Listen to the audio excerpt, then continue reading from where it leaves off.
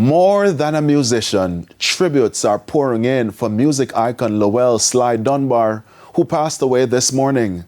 The Jamaica Reggae Industry Association has described him as a rhythm architect. Ramarda Lyons reports.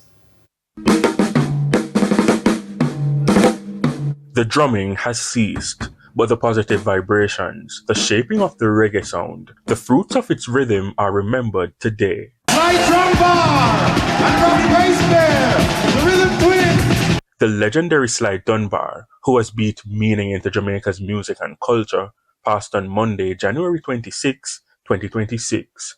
He was 73 years old. Born to Lowell Dunbar in Kingston, Jamaica, he started out playing on his school desk and on tin cans. Ages changed and the passion grew louder. The 14-time Grammy nominee and 2-time winner gained popularity as a member of the production duo Sly and Robbie. Sly and Robbie got together during our days in Kingston, Jamaica. Like, I used to play a club on Red Hills Road.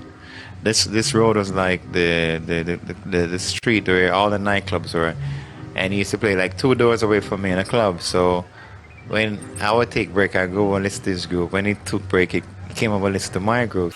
And just like that, they became the iconic Rhythm Twins, joined by the umbilical cord that was reggae.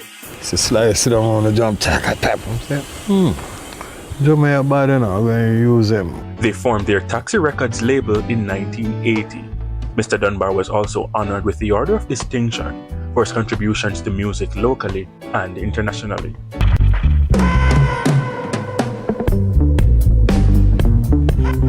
Prime Minister Dr. Andrew Holness says he was a pioneer who integrated electronic elements into traditional reggae beats, keeping our music modern and relevant for decades.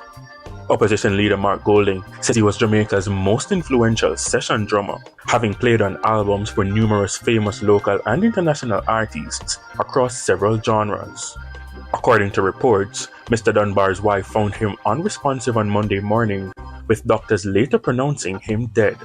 But undoubtedly, his heart continues to beat through the drum. Ramarda Lyons, TVJ News.